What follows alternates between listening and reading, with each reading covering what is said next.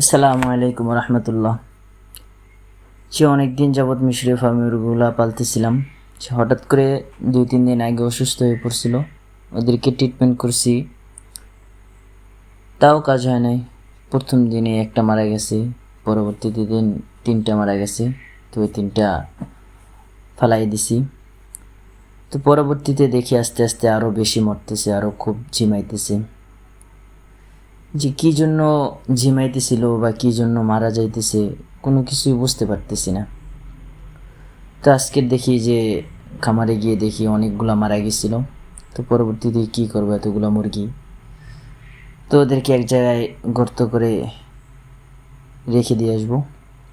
আসলে খুবই খারাপ লাগতেছিল, এতগুলো মুরগি একদম ছোট থেকে খুব যত্নের সাথে বড় করছিলাম এবং ঠিক মতো ওদেরকে ভ্যাকসিনও দেওয়া ছিল। কি হয়েছিল কিছুই বুঝতে পারতেছি না। হঠাৎ করে খামারের প্রায় অর্ধেকের মতো মুরগি মারা যাইতেছে। আমার সাথে কিছু দেশি মুরগির বাচ্চা ছিল, সেগুলোও জিমাইতেছে। তো শেষমেশ কী আর করার। তো এখন যেগুলো মারা গেছে অনেকগুলো মুরগি, প্রায় 6টা 7টার মতো মুরগি।